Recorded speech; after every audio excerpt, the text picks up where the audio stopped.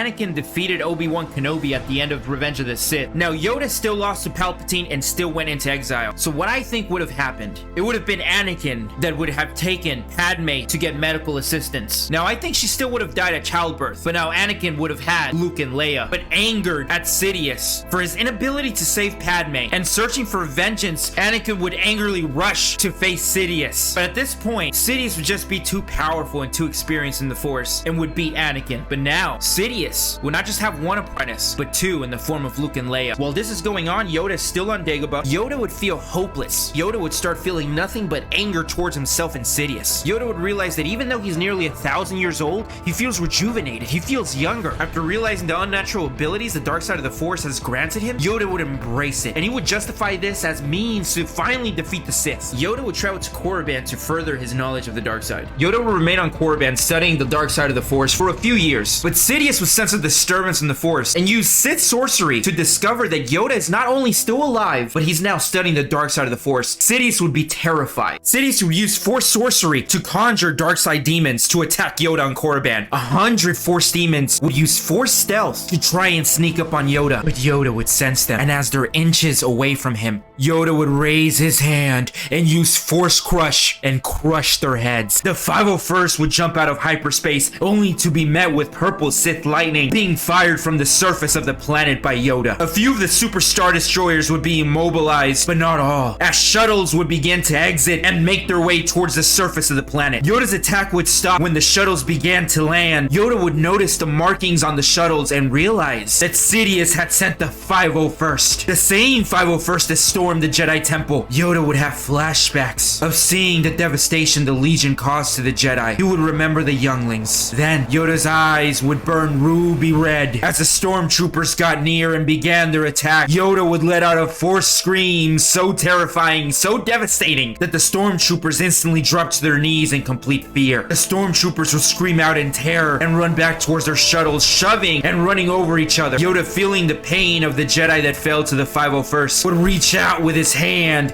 and in a pulling motion, snatch the life force out of the troopers. The screams of hundreds were silenced with a single motion. Yoda would look up and see dozens of more shuttles drawing near. Now, Yoda at this point is extremely weak, and the only reason why he's still standing is because he instinctively used Force Drain and drained the life force out of the troops. Now, Yoda would realize the numbers are just too vast. He would make his way towards his shuttle. The unfinished Death Star would jump out of hyperspace. Now, Darth Sidious was watching and was petrified. Darth Sidious would be advised there were still troops on the ground and they needed time to evacuate, but Darth Sidious didn't care and immediately ordered the laser to be fired. Now, the laser's not finished yet. It doesn't even have all of its crystals, so it doesn't immediately destroy the planet, but it does vaporize everything surrounding the impact zone, including most of the 501st. Now, Yoda just got to his shuttle and immediately feels the shockwave from the laser. Yoda looks back and sees the laser coming from the Death Star. Yoda once again reaches out with the Force and is able to turn off the laser the same way he did to Asajj Ventress's lightsaber so many years ago. Darth Sidious is advised that the laser malfunctioned, but he knows that's not the case. Yoda is able to escape back to Dagobah, and he knows that now he has the power to defeat Sidious. Yoda lands on Dagobah. Subscribe for part 2.